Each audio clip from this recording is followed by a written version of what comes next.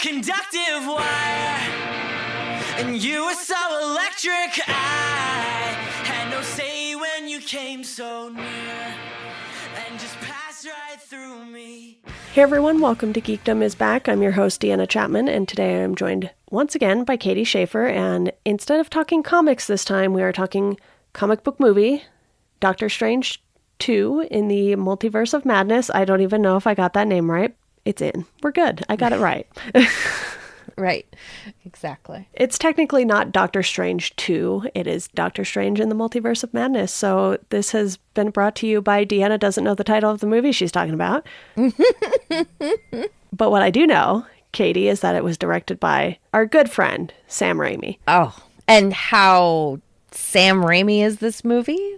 A lot. So much.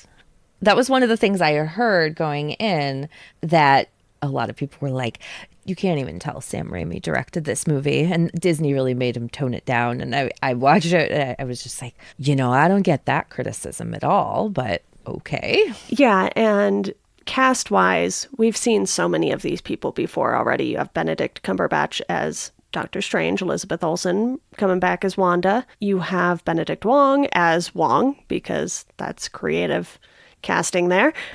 And Rachel McAdams reprises her role as Dr. Christine Palmer. You have the Maximoff boys coming back from WandaVision. And we'll talk about a few other appearances a little later, but the big addition in this movie is Xochitl Gomez as America Chavez. And I honestly did not realize she was this young. Like, they actually age appropriately cast someone. Yeah, I mean, and we read the America Chavez comics for the show a while back. I feel like this character is even younger than she was in those comics, because in those she's seems to be about college age. But yeah, this girl is on screen. She looks to be about 13, 14, I would say. And with that comic that we read, she had already known Kate Bishop and been in the hero world for a little bit, which makes sense because her character appeared back in, I think the 2015 A-Force or something along those lines. Yeah, she has been around for a little bit, but still a very new character in the world of comics, coming up in the 2010s. That is recent as far as comic book history goes. We're not talking about a character who's been around for 50, 60 years like we are with so many of these characters. And her presence in this movie was just a fun intro to the character, her abilities, and it was the perfect opportunity to, I think, to introduce a character like America Chavez. Right, because we needed that multiverse hopping power. Hers is great for that, and it's a really unique way to fit the origin story of somebody else into a bigger Marvel film, which I honestly am much more about that than giving these new heroes their own origin story movies, because it's just origin story movies are always the weakest link in my mind. And I think for America Chavez, I really enjoyed how well it blends in with the rest of the story. Yeah, honestly, all of the origin story movies have been not super fantastic, except for Iron Man, really, in my opinion. I thought Ant-Man was fun, that one, yeah. I'll give it some credit there. But even Spider-Man, it was kind of not really the full origin story because of introducing him in Civil War, and you have these things that they had to do at the beginning to set up the characters, so it's understandable that we had Iron Man, Thor, Captain America origin stories. And I think this way she's kind of getting the Spider-Man treatment where we don't have to get everything all at once, because we don't get a whole lot about her personality necessarily, because she's not quite at that age like she was in the comics, where she's in this relationship and has other stuff going on. Instead, this is more about her coming into her own as a hero and figuring out how to use her powers. And along the way, we get bits and pieces of the story with her moms and her place of origin, if you will. And I think that works a lot better. And I don't think any of that really detracted from the whole Doctor Strange, Wanda, everything else story that was going on too. Yeah, that was a tough scripting job, I think.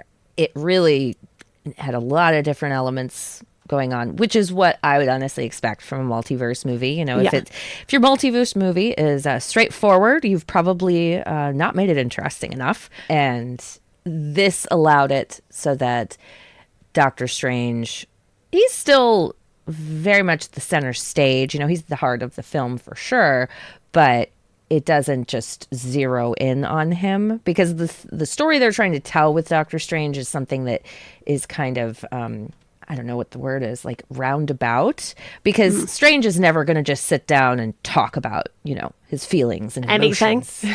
Right. So you kind of have to approach it sideways with him in order for it to feel like natural character development.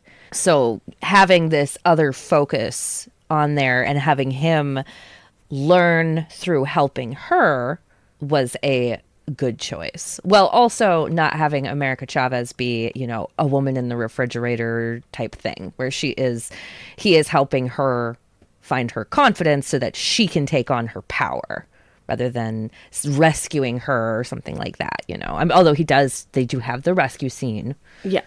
It's still her who makes Wanda have that realization.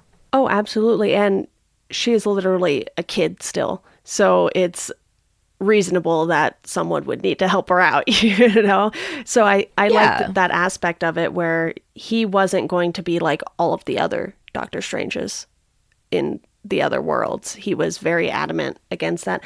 And look, anyone who knows Stephen Strange's origin story knows he's kind of a egomaniac, to say the least. Right. Which, so is Tony. So it's not lost on us that this is a type of man in the universe, both real and fictional. Yeah, and, exactly. You know, I was recently listening to the Ringerverse, and they had on Michael Waldron, who is the writer for the movie. And they brought up this great point about how you use the multiverse in a way that doesn't make it feel so overwhelming, which is why they kind of stick to spending time in one other universe versus making pit stops in all of the ones that we saw when they were sort of portaling through everything. Because, look, we don't need a whole scene in the Paint universe. No, that idea is enough. Right. So I think him pointing that out in the interview just stood out to me, because I was like, yeah, that would have been overwhelming had they tried to have this movie take place in like 4 different universes even, let's say. Yeah. Because this actually didn't have that long of a runtime. It was a little over 2 hours. And, you know, Spider-Man No Way Home was a little over 2.5 hours. As we know with Infinity War and Endgame, those ran a little long too. I don't know about Black Widow, Shang-Chi, and Eternals off the top of my head. Eternals seemed very long, but I don't know if it actually was. That just could have been for other reasons that we don't need to discuss. Right. But I think the way they handled the multiverse was done really well. And they did allow Sam Raimi to put his spin on things, because when we got Zombie Strange, I was like, thank you.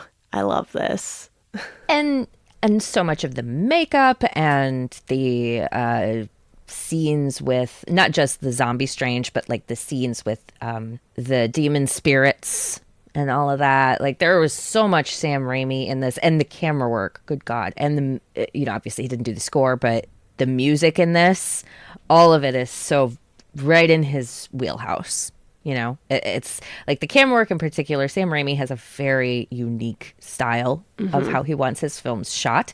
There are lots and lots of Dutch angles, which is when the camera, instead of, you know, pointing straight at things, they kind of tilt it to the side. Yeah. Most directors, I'm like, you get 1 or 2 of those a movie. But with Sam Raimi, he's just like, I'm doing this 50 times and you will like it.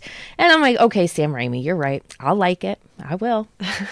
And the use of music in this, like a lot of times in the Marvel films, excepting maybe James Gunn, he has his own way of using it. Yeah. It does exactly what a score is supposed to do. It stays in the background, adds a little spice to things.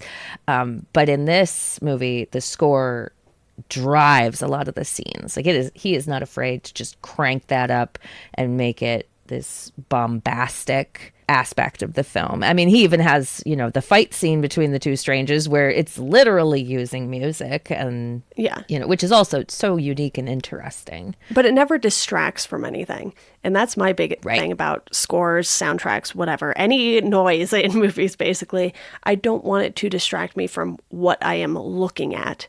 Instead, I want it to enhance it and kind of go unnoticed. And that's not to say that a score going unnoticed means it's bad in any way. I think that's when No. they are really good. And you notice the score in those quiet moments and it just enhances how you're feeling. Fantastic. Yeah, I think that's exactly what Sam Raimi does, but he just cranks it up a little bit. And because his films are so heightened energetically, especially, that I think is necessary. Otherwise, it would probably kind of just, it wouldn't be enough if you're having all of these high intensity camera work and events and all of that, and then you just have like the lilting background, you know? So it really feels all of a piece, which is not unusual for a Marvel movie or TV show, but this feels like a Sam Raimi piece, which I was totally on board for. To me, this felt similar to how I felt watching Ragnarok and how much of Taika was in that. And obviously we have Thor Love and Thunder coming up, and I am definitely looking forward to that. But I think this, because of those horror elements, I think it kind of really just hit for especially the two of us and a lot of people who have seen The Evil Dead and whatever else Sam Raimi has done in the horror space, and obviously his Spider-Man movies, which Right. have some great little horror elements to them, especially with Doc Ock and a few of the scenes in those movies. But I want to talk about Wanda's motivations in this movie, because we all saw it coming, and you are a mom.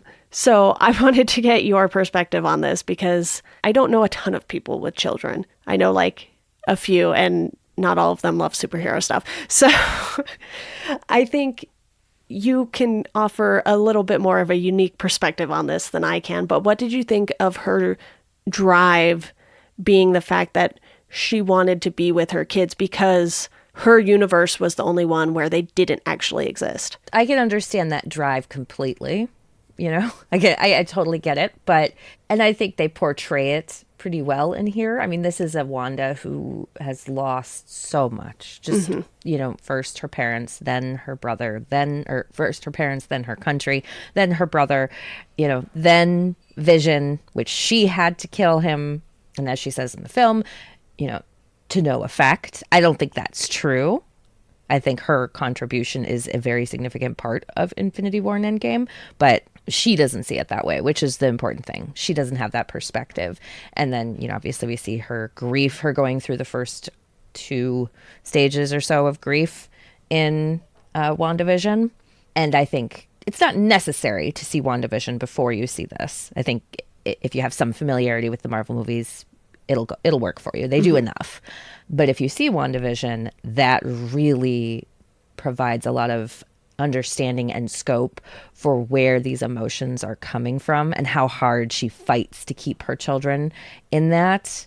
And I really enjoyed the choices that they make with her and America, and how America is like, what you gonna just kill her?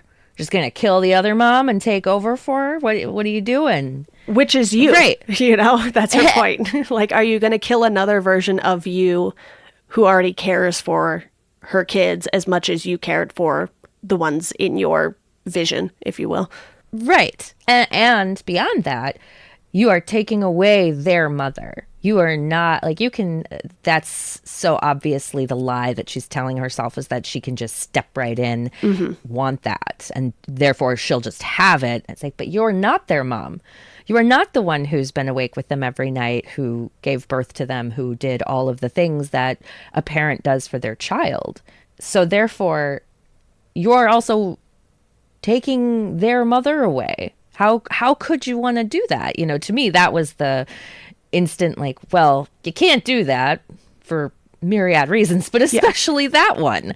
Especially to the kids you're claiming to love so much. Exactly. Like the selfishness of it, which I can understand the drive for that selfishness after you've lost so much. It's like, well, can't something just be for me? Can't I just have one fucking thing? And they chose to use that human empathy with those final scenes where America is like, okay, you want this? Here's the truth of what it would be like, and forces her to confront that reality is the most human part of the film, and the part that like makes it so good, because, you know, superhero movies can be great for lots of reasons, but this one, in my opinion, is great because it deals with the real emotions that Wanda is going through and the real costs of her quest for her children. And it takes her going through that process to fully understand why she shouldn't do it. It's not just America sort of pushing her over the edge and having her finally realize it. She goes into that other universe and she's ready to step in and just be their mom. And you see the look of abject horror on those kids' faces when she throws their mom across the house. Yeah. It takes that moment for something to finally click. And you see it on her face, too. I think Elizabeth Olsen does a really great job of, you know, just showing everything. It's like she's wearing her heart on her sleeve this entire time. Especially as someone who has said she does not watch any of these. She does not watch the movies. She didn't watch WandaVision. So this is all based in her own understanding of the character, which is, wow, very great. Yeah. And there's always going to be people who don't like watching their work. It's kind of like listening back to your own podcast. I hate doing it. Like, I cannot listen to something after I have gone through and done the editing because I will pick out every single little thing that I missed. It's like I just have to do the edit and let it be. It is what it is. Unless I screw something up and someone tells me, then obviously I'll go fix it or whatever. Like if I got a track off by like 5 seconds and it screws up the whole thing, which I've done. Right. But I understand that feeling of not wanting to like consume your own work after the finished product is out. And just the fact that, you know, we're talking about a Doctor Strange movie here. And we've barely talked about Doctor Strange 20 minutes in. Yeah. I think there's so much going on here. And this is so much more than just a Doctor Strange movie. He is the vehicle through which these stories are being told because of his powers and the fact that he's really the only one who can sort of contend with the Scarlet Witch. And even he's like, Yeah. I can't do this on my own. And one of my favorite scenes, comedic scenes, is when he goes and he meets the Illuminati and he's like, dudes, she is coming right now. And they're like, we'll handle your little witch. And you can see him just being like, you think that. Yeah. So before we dive into Illuminati more, because there's a lot to discuss there. Oh, right. For such a short scene, if you will. But let's talk about Doctor Strange himself a little more, because this movie opens with a different Doctor Strange trying to help America. Yes. And I was like, oh no, he's in a man bun. And yeah, or a ponytail, whatever it was. And he was like, I had a ponytail? And it's a ponytail, yep. You know, when he meets his other self later, who is very dead, and he just buries himself, which I also love. But the arc that Doctor Strange goes through in this is crucial to his character because his ego hasn't completely gone away. It's kind of like the same with Tony and everything that he went through with Pepper. It's like she definitely made him realize a lot of things. And Christine is that person for Doctor Strange, and he's attending her wedding, which has to be a gut punch. And her new husband is like a huge fan of Doctor Strange, and he has to leave in the middle of the like wedding reception to go superhero off, to fight this ginormous thing, which they can all see. So it's not like he made something up and left. It's like, no, they see this ginormous thing that is happening. And the fact that he goes through such an emotional story arc in this with a Christine from a different universe. Who's already experienced, you know, a frustrated love relationship with a different Doctor Strange. Right. And that Strange is very dead. Yes. For reasons that all come back to the Darkhold. And we see how that affects Wanda. And you see what he goes through when he has to use it again. Not again, but when our Strange has to use it and Christine is there with him. And great scene, by the way. All of those, you know, like demony ghosty things. I'm super great at describing things in case you couldn't tell. But all of the horror elements in this really hit for me. And I think with a character like Doctor Strange and the fact that the Darkhold played such a big role in this, you have to lean into that. And I love that they did that. And you can see Doctor Strange, especially when America tells him, you know, you're all the same. Yes. And he's like, no, I cannot. Yeah, he can't be do that. this. He won't Yeah. give in to, because there's obviously a lot of temptation, but because of what we saw him go through in the first movie, where he's like, okay, well, I'll just die over and over again until you realize what's going on, Dormammu. That really drastically changes him in that he has to do it by himself without any recognition from anyone else. He just has to, he doesn't know if it's going to work. Like, we see him go through something that presumably, who knows if the other Stranges went through it. It was really hard to tell with that part of it in the multiverse. Yeah. But it made him a little bit of a different Strange. Not to mention what's hinted at is the people who keep telling him, it was the only way. It was the only way. Mm-hmm. And it's like, well, yes. I think so. Yeah, he went through every scenario that he possibly could. And having all of those people who are blaming him for the loss of their loved ones when it's like, well, he's just one man, but okay.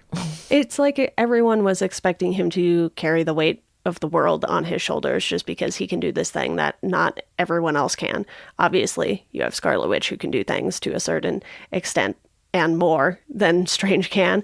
And I feel like it was something that we've seen him evolving. It was to the point where we've seen him evolve through all of the movies that he's appeared in. And sure, maybe his first movie wasn't the best. I liked it enough. I didn't think it was, top tier MCU or anything. But when you see the way he interacts with Peter and you see the way he interacts with America, it's completely different from the way he interacted with Tony. Because you had two egomaniacs going at it with each other as to, who was right, who was going to listen to who. And it's different with Peter and America because they're so young, and he does think they're annoying at times, which I love. The way that comes across. And he doesn't hide it. He's like the child-free uncle who puts up with the nieces and nephews because he knows they'll eventually grow into cool adults. So he's like, well, this is my obligation. I better just put up with it to help them become better people, I guess. So, but he also doesn't want them to become as jaded as he became. Yes. He wants better for them than he had himself, or that he has become. Mm-hmm. And I think that shows a lot of growth for a character like Doctor Strange in particular. And we saw the same thing with Tony and Peter, too. It seems like Peter is kind of the character who can get these guys to straighten up their act a little. Yeah, stop being so damn selfish. I think that's the thing and have a little humility. That is the thing that it seems like a lot of the other Stranges are really missing, is they have no humility, and they do not question their own ideas. It's very clear that no one has put them in their place. Yes. And that in the 616 universe, he hasn't had that option. The universe has put him in his place before and had him deal with the loss of Christine, and not through death, but through her own choice. I think that's also super powerful. And she's the one who says, nah, dude, nah, you always have to be holding the knife. Yeah. That's such a powerful line for the two of them as surgeons, where it's like, no, this is why I can't be with you. And that he is like, okay, I messed up. I need to deal with that, is a huge growth moment for him, instead of just, well, you're just a bitch or something like that, go the incel route. He accepts and learns humility that maybe he's not the greatest dude. Maybe he does have a lot of flaws that could drive away the person that he loves the most. Yeah, and to go back to the Illuminati now. All right. Because that is, when we're getting a lot of these Strange and Christine moments is when she has him and America in, their individual cells, and Wanda comes. And the fact that they put so much effort into getting us familiar faces for the Illuminati. I really enjoyed because, sure, Haley Atwell was playing Captain Carter instead of Agent Carter. Mm-hmm, but as soon as her and Captain Marvel were going up against Scarlet Witch, I was like, yeah, here we go. And yes. they take it all away from you almost immediately. It's so brutal. And that reveal of John Krasinski as Reed Richards, and then just him getting literally pulled apart, it was just one of those things where I was like, okay, they decided to go big with this and gave us these characters we love in, Captain Carter. Professor X. And especially Professor X. Yeah. I think those two were the big ones that, we already had attachments to. Mm-hmm. Even though, like I said, Haley Atwell playing a slightly different version of the character. But, I don't think anyone was really attached to Black Bolt from Inhumans. No. And I mean, we had seen Maria Rambeau before. Yeah. Because she's in the Captain Marvel movie. And she is playing Captain Marvel in this instead of, right. How we saw her previously. But I think just taking that all away, and obviously you have Mordo as well. Right. Which instantly I was like, don't trust. Same. Don't trust. No, absolutely not. And Strange is just like, none of you want to listen. And they all pay the price for it. And I love that they were like, okay, yeah, we'll give you John Krasinski fan casting, and we will take it away from you immediately. Yeah. Although my assumption is that's our read, regardless, because they've had the same. Well, no, there was in WandaVision. We did get a slightly different Quicksilver. But other than that, I don't know that we've had any alternate casting step in. No. Oh, Rhodey. Because they recast him from Iron Man 1 to Iron Man 2. And now it's Don Cheadle. Yeah, but I think that was more issues behind the scenes than any... That was definitely issues behind the scenes. Any real reasoning behind that other than they were having trouble behind the scenes. Right. It wasn't for story purposes or anything along those lines. But to see Haley Atwell just get cut in half, it's like... brutal. Oh, that's how you're going to do this.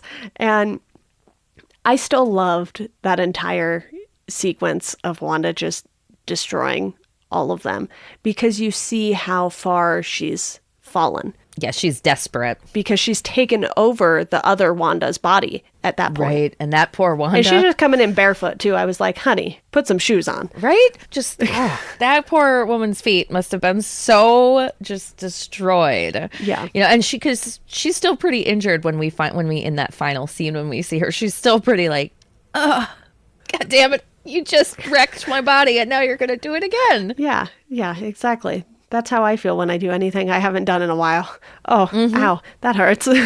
Yep, exactly. I was fascinated how they used Charles Xavier in this. And I thought they really leaned into the multiverse aspect of this, which I think is a great choice. So I'm interested to see if we'll get more Charles Xavier. But the use of the Illuminati, which is, we get just the bare taste of why the Illuminati exists. Yeah. There's a whole ass comic run just about that. So I loved that they just reached out and took just all this weird stuff. They were like, oh, this works for us, and just crammed it all in together. Because that, in my mind, is where the multiverses really excel. Is because you can play in the space and have, Captain Carter, who just get brutally murdered in front of us, even though she keeps going. She even got to say the line, I can do this all day. I was like, oh. And it was so much better than when they had Steve say it. She's having so much fun, it seems like, in the role. And I bet Haley Atwell was just like over the moon when they were like, hey, do you want to do this role? You want to be the badass instead of just having a cartoon be the badass? Yeah, and I think the writer in that same Ringerverse episode mentioned that she was basically on loan from Mission Impossible because... Oh, that's right. She's in that. Yeah. So I love that they were still able to get her and have her have enough time for even just that couple scenes there because she's in the Illuminati room and then the fight scene, and love the jetpack. Right? I was like, that is very good. That is a useful thing for that character. I mean, so Reed Richards, before we get any too much further, Yeah. we don't get a lot with him. How'd you think Krasinski did, though?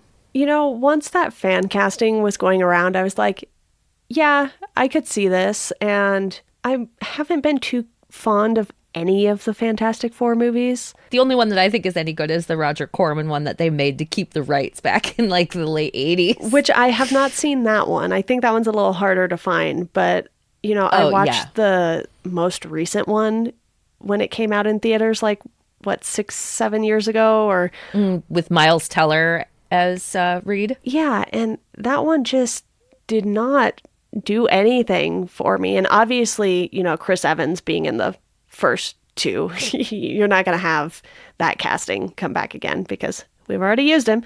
And I can't even tell you who Reed was in those ones. Yeah, I don't. I can tell you that Jessica Alba and Chris Evans were in them, and neither of them are Reed, so I have no idea. But I think this is just a good chance for them to kind of start over. And I think Krasinski can play sort of yet another egomaniac because, let's face it, Reed Richards also a very big ego, very in his own head most of the time, at least from what I've read of the Fantastic Four stuff. And I think when you have people who can really dig into that kind of role, because all of these people in the MCU seem pretty pleasant. Yeah. As far as like as actual human beings.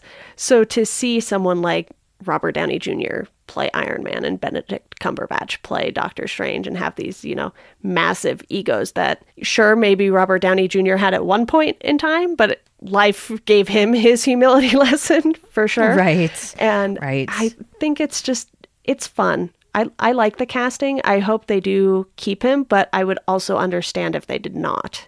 I would too. I think my husband and I were talking about it, and Tony and Steven both know they're assholes. Like, they know they have huge ego and they don't care. Whereas Reed Richards genuinely thinks that he's like a very nice man who is also, and it is canon in the comics that Reed Richards considers Reed Richards the biggest risk to the Marvel universe. Yeah. Like, Reed thinks he's the most dangerous thing in the entire universe. That is how up his own ass Reed Richards is. Yeah. I just looked up who played Reed Richards in the, 2005, 2007 movies. Yeah, who was it? I cannot pronounce this right because he's from Wales, so I'm sure I'm going to butcher it. Yeah. But I think it's Ian Gruffud. Literally never heard of this guy. So I'm definitely butchering that, which is a thing I tend to do with names, especially when I've never heard them. And I mean, he's been in a bunch of stuff since, but it's like BBC stuff that I have not seen. Yes, and that's the one that had Michael Chiklis as Ben Grimm. Yes. Which must have been so weird for him because he was quite a bit older than all the rest of the actors. Yeah. Whereas the 2015 one had Jamie Bell as Ben. And then you have Julian McMahon as Victor Von Doom in those movies, and he has since played a character in Runaways. Oh, okay. So I don't see them necessarily bringing any of these people back in any capacity for Fantastic Four like they did with Xavier for X-Men. Yeah, I agree. I don't think we'll see any of the other ones. I just... Why? Nobody liked any of those movies, first of all. Yeah. Whereas, Patrick Stewart, the icon, has played... has two different giant genre roles, both as Picard from Star Trek and as Professor Xavier. And depending on which fan group you're in, like, that's who that man is. He's so fantastic as Professor X. I mean, James McAvoy, love him to death, but not as good as Patrick Stewart. And I don't think he would dispute that. I mean, it's pretty ballsy to say that you're better than Patrick Stewart at acting. I think there are very, very few people who would ever one, be able to claim that, and two, actually say it. Yeah, and the one who could definitely say it, I would say, is Ian McKellen, and he is one of the best actors in the world. So, And those two men are so nice, neither of them would ever say that. no, they're besties anyway. So, and I think, yeah, I am interested to see what they bring in, and I mean, I hope they stick with Krasinski for Reed, because I do think you need with how they're casting these things for Reed Richards, I do think you need a name to play that role, because otherwise they're not going to get the fan recognition that a character like Reed Richards really needs. Not that Fantastic Four is anywhere near as big as any other Marvel property, but it's still Stanley's, it was his baby. So Yeah, and I think so many of the fans enjoyed that casting that it'll be hard for them to kind of walk it back. But it would be bold of Marvel to walk it back and be like, just kidding. And I know, I right? would be okay with that, because, we're not going to get the same Captain Marvel because we already have another Captain Marvel. Right. And that I think they're going to address in the next Captain Marvel movie, because I think there's supposed to be 3. Yeah, because it's the Marvels. Right. Miss Marvel, I think Monica Rambeau, I don't know, have they said her superhero name in the show? I didn't think they had yet. I don't think so. And then obviously Brie Larson's Captain Marvel, Carol Danvers. Yeah, there's a lot going on in the Marvels world. I know. So, Can't wait. especially by Can't the wait. time that movie comes out. But for this, again, I just love how much it didn't necessarily solely focus on Strange. And you have Wong being the Sorcerer Supreme. We've barely talked about him, and he's Oh just God, he's so great. doing his own thing, providing some more comedic relief, and you see him being just as persistent as Doctor Strange, especially when he's thrown off the cliff there. Oh, that's so great. And they're probably not going to be bold enough to kill him off. No, I was like, well, I knew that they didn't, because I saw after Strange released, that fans were calling for a Wong Disney Plus show. So I was like, oh, thank God. We don't lose Wong. Wong is like, I love that man. He's so fantastic. He's just, because he's powerful enough to be the Sorcerer Supreme. Yeah. He's just more traditional. It feels like that's the thing that separates him and Doctor Strange, Yep. is that he is very much brought up in the traditions of the Kamar-Taj way, and Strange wasn't. So it enables him to just, I'm just going to do weird shit. Whereas Wong is like, no, these are the rules, man. We got to stick to the rules. Yeah. He likes his rules, and that's okay. Yeah. And they don't waste him by killing him in this is so, like the friendship that him and Steven have is such a big part of Doctor Strange, because he's the one who's like, hey, you're just a man. Chill out. You're not that cool. Yeah, I will say one of my criticisms of the MCU is that they kind of wait to kill off characters, because we had 20 movies before Infinity War and Endgame, or 19, and Right. then Spider-Man came out in between or right after Endgame or something, and they waited so long to kill off any major characters, it felt like. Yeah. With Black Widow and doing all of these things that they did. I almost wish they would take some more chances and kill off characters we like in not the big event movies, if you will. I think they'll eventually reach that point, but I think there is a lot of fear around doing so. But I think now with this multiverse setup that they have going, they don't have to feel like, oh, well, this death is the end. Yeah, and I mean, with no offense to Clint Barton at all, Right? I'm not 100% sure how that man is still alive, and some of the other people are not. I know, right? And how he won over Natasha, I don't get, but probably because she's the more badass one. So she was like, no. She wasn't going to let him do it. Right. You have That's children? No. Which is its own thing. But I don't know that we'll ever see Scarlett Johansson again beyond as a like a bit role, you know, for like, oh, we're traveling in this multiverse and here she is to do a 5-minute thing. Yeah. But they're instead doing what they're doing with Captain America, where they're replacing her with Florence Pugh's character as the Black Widow. And I think that is a better choice generally to do rather than like bringing them back from the multiverse. But I think if they have that option, they'll be less likely to hesitate and make a big step with that. Like they did with Aunt May. Still rocked by that one. Gotta say. Yeah. And obviously she's not one of the heroes, but that's a death that still hits no matter what. And they've really put Peter through the ringer, but right, they really have. That's besides the point. They were like, we're going to kill your aunt and make everyone forget you. Everybody. Literally everybody. Have fun. Yeah. With maybe the exception of Doctor Strange, I feel like there's a way that he has remembered Peter, which they don't touch on in this, even though he was supposed to forget to.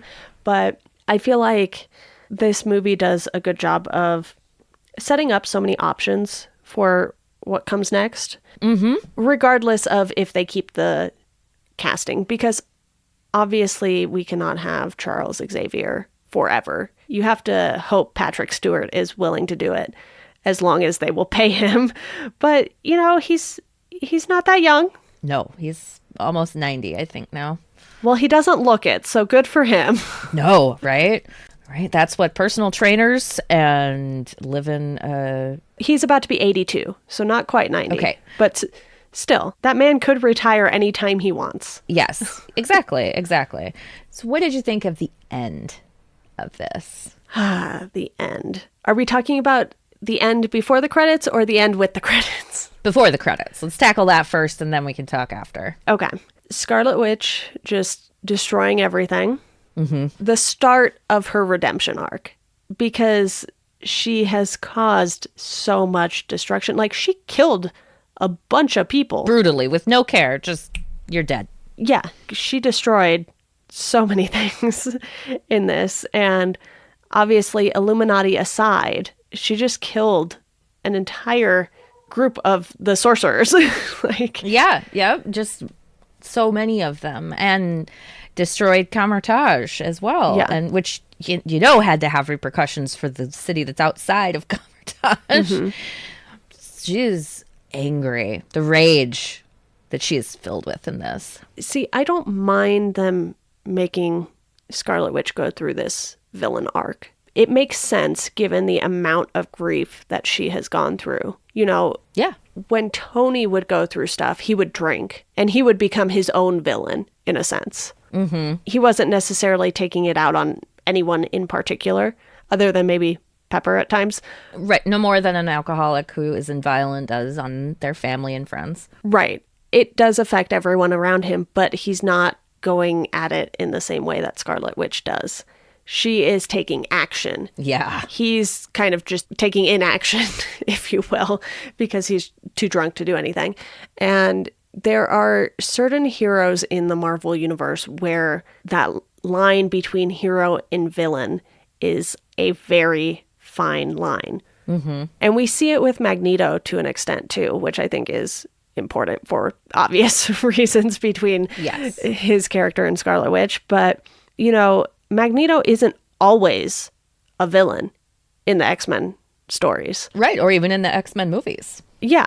So I think having characters like that is necessary, because you can't have this being, oh, the heroes just win all the time and they're all fine. Right. I think it works better that she is, for a justifiable reason. I think that's the thing that I really... It's like Clint as Ronin.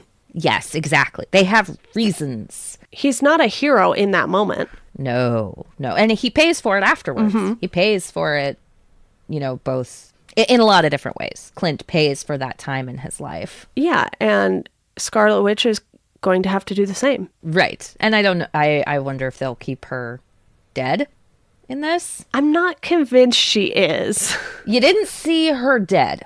Because she could have easily had herself protected while everything went down.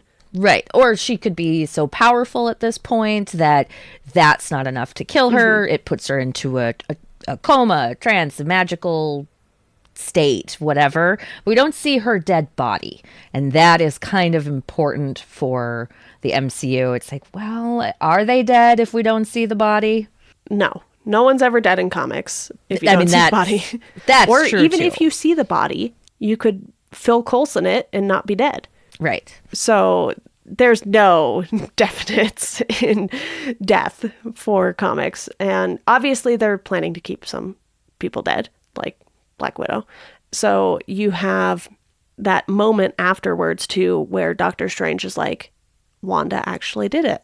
And if he hadn't have said that, because he didn't talk about her in the past tense necessarily, like Wanda sacrificed herself for this. Yes, that's it too. I didn't catch that. He just says she did it. Right. She ended the Darkhold.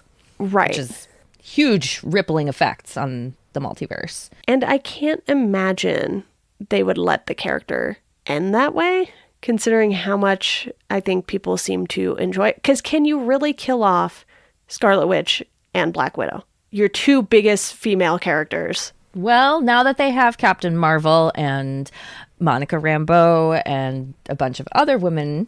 But I don't think we know enough about those characters yet for people to be as invested. I agree. I don't think you should. I don't think you should kill them off.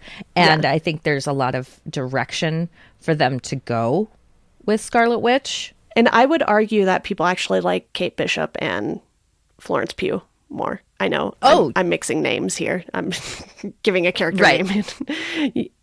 No, but I agree. They're both fantastically fun characters to watch. But I think it'll be interesting to see if they keep her dead or not, or out of the game is probably a better thing. Because I could also see that there'll be because you know who I was surprised we didn't see anything of in this is Vision. Mm-hmm. Because he's around. He's doing something. Well, White Vision got to be there somewhere. Exactly. And we don't see any Vision in this, which I was fine with. I was just surprised by it because it felt like that was almost a missed opportunity. I mean, you didn't need to cram anything more into this film by any means, but I think that is an untouched on aspect that I will be kind of surprised if they don't have some closure to. Mm-hmm. Yeah. There are so many things that I want to talk about with Marvel, but we're already approaching an hour here. I know, right? We never go this long. I know.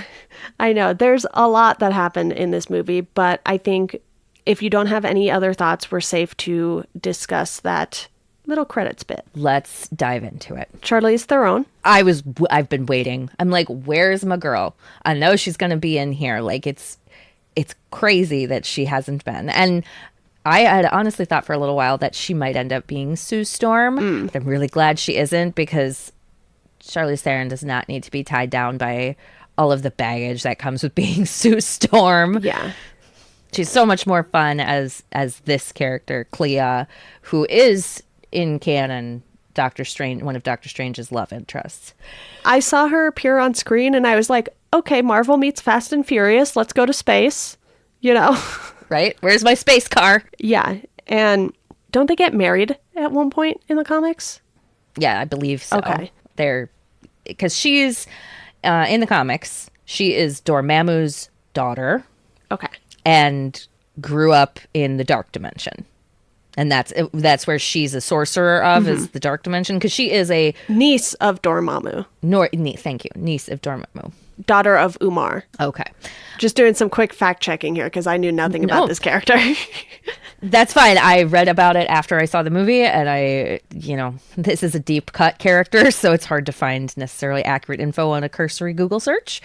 Yeah. I'm interested to see where they go with her. I think it'll be... Charlize Theron does have quite a bit of control over the characters she plays, because she's got those bona fides. Yeah. And so I would expect to see some pretty awesome stuff from her. She does not play small women in this, like she is not a shrinking violet. Right. She will be a badass beyond badasses, as she was as Furiosa and Mad Max. Yeah, and even in the Fast and Furious movies, she's making recurring appearances in more than one movie. So she's so good at playing a villain too, though. Mm-hmm. And you kind of get the sense, like, She seems like a Wanda or Magneto character where she works in shades of gray, which is perfect for Doctor Strange. Yeah. Because he really needs that antagonistic, I think. And she can challenge him power-wise because she's supposed to be pretty dang powerful. But the thing I am concerned about is we are now going to have to wait so long to get anything more about this character. It's like, how could you show us Charlize Theron? And now we got to wait like 2 years. Seems so unfair. What a tease. Yeah, I wonder if there's any way she sort of does the Thanos thing where she appears in multiple credit scenes, or they hint Right? at something bigger, because maybe something with the Marvels. That I could definitely see because she's got some world hopping thing. Yeah. Or something with America Chavez. I could see that as well because America is coming into her own. And have they said anything about what they're doing with her character? I didn't think that she'd been announced for her own Disney Plus show or anything. I have honestly lost track of what they have and have not announced, because we're getting an Echo show that is a spinoff from Hawkeye, and I liked the character enough. I don't know if there was enough in Hawkeye to sort of justify an Echo spinoff necessarily. We'll see how that plays out. But America Chavez was actually supposed to debut in No Way Home, because I think the movies were flipped at first. Doctor Strange was supposed to happen before No Way Home or something along those lines, and things got moved. So then they had to switch her out with Ned. And, because we saw Ned doing the portals. Oh, yes. Yes. And we see her learning that towards the end of the movie in Doctor Strange. That's right. Yep. She's becoming a sorcerer. Yeah. So I think there hasn't been anything else announced just yet, but because of her going through that training, I could imagine her popping up in some other things along the way and just kind of, obviously being used for her abilities. Yes, exactly. And I wouldn't be surprised if she makes an appearance in Miss Marvel. I think that's probably one of the more likely ones. Yeah, and God, I have so many thoughts about Marvel, but I'll have to save some of them for after the episode because, I do want to talk about Bruce Campbell real quick here. Oh, God. A fan favorite for fans of Sam Raimi, selling some hot dogs. He was going to be in it. You knew he was going to be in it. And the whole time I was like, who's he going to be? Where's my boy? Where's Bruce? And it's going to be comedic relief. Right, because that's always the role he's played in all of Sam Raimi's Marvel editions, because he's in every single of the 3 Spider-Man movies. Yes. And we love a good Evil Dead, like we said earlier. So, of course. And Ash vs. Evil Dead is also pretty great, and it's a lot more comedic in that one. Yeah, just a fantastic bit role in this for him, selling some hot dogs, punching himself in the face, and then the post-credit scene, because the Cleo one was the mid-credit scene. Yep. And then you sit through everything just to have him stop punching himself in the face, which felt like a little bit of a cheat on Marvel's part, but I was thoroughly entertained. I think that was Raimi. Because of him shouting, "It's over! It's over!" Yeah, that was totally it felt like that was the point of the scene to me, which was like, oh yes. He's saying, get out, it's over. No more superhero for you. Yeah. Katie, any final thoughts on Doctor Strange? I gave this a 4 out of 5. I had a very good time with it. I think this was the most fun I had watching a Marvel movie since Ragnarok. And that's not to say I didn't like the other stuff, but I knew Spider-Man No Way Home was going to hit different because of all of the Spider-Men being in it. And then you lose Aunt May, and it was fun, but it wasn't super fun. Yeah, it was a good movie, but it wasn't necessarily always enjoyable to watch, whereas this has a lot more of that fun factor, if you will. And I feel the same about, I think, maybe even a 4.5 out of 5. I really enjoy Doctor Strange as a character, and this hit all the things I was hoping it would. Yeah. And I think I had one last thought, which is, it's a tiny thing, but I do love the fact that throughout the entire film, America Chavez is wearing a GLBTQI plus pride pin in a prominent place on her jacket. I thought that was great, and I know not enough, Disney, not enough, but they didn't change the origin story of her 2 mothers. They allowed her character to have that tiny progress. So, yeah. And like we said, she's obviously a queer character in the comics, but she's not quite at that same age yet. Right. Which we don't want to see that at that age. So I think this is something that not only she can grow into, but Disney can kind of gradually step into. It's like they're pacing themselves very slowly, but very slowly. We'll take it. Exactly. I will take it. And I think there's just, like I said, so many things that you could talk about with this movie because so much happens. And we spent a lot of it not even talking about Doctor Strange, like we said, because there's just so much. And, you know, despite him being egotistical, this movie isn't all about him, and he knows it. And I loved everything they did with him and Christine in this. Yes. I thought that was a good choice that bucks tradition. And I think it made it a little easier on him, not that it necessarily should have, but because it wasn't his exact Christine. It felt like he could open up a little more. Right. And I think it felt the same for her, being that he's not her Steven. Mm-hmm. And it allowed her a bit of a reset. And the same for him. Because he proved to both her and America that he was not like the others. Right. To an insane degree of being willing to sacrifice himself. Yeah. And sacrifice his soul. And also, I will say one other thing. The eye in the forehead. Yeah. Weird. Looked weird. I know that it's one of those things that's so unnatural that there isn't going to be a way for it not to look weird. Yeah. But still, it happened. I was like, oh, close your eyes, sir. That's creeping me out. And it coming back at the very end, too. Yes, everybody has to pay the price for using the Darkhold. Mm-hmm. And that was a good follow-up. And to me, it also implied that, like, there was a cost that he may not yet have paid for using the Darkhold. And that can unravel, and we can see if Clea can help out with that, hopefully. Right. In the future. Exactly. And yeah, I'm excited for what's next. It has felt like a lot because I've been wanting to dig into the comics, but with so much coming out, like I was able to read Jeff Lemire's Moon Knight run kind of while the show was going on. But it's like I wanted to read Illuminati. I wanted to read some other stuff before this movie. And, you know, we did read that little 5-issue America Chavez run, thankfully, before seeing the movie.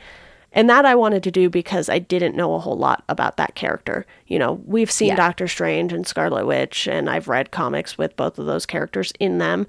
But, man, there's so much that I want to read before some other stuff comes out. But, you know, thankfully, I have read a good chunk of Miss Marvel comics already. Oh, good. So I'm kind of covered there. I've read some of the more recent Captain Marvel stuff, too, so I don't have too much to catch up on between Miss Marvel and the Marvels movie. But, you know, Thor, Love and Thunder coming up, too. And I really need to read Jason Aaron's Thor run. Yes, I have heard good things about that. So we're not really going to do recommendations, but if you want something to read before the Thor movie comes out, Jason Aaron's run, that's where it's at, apparently.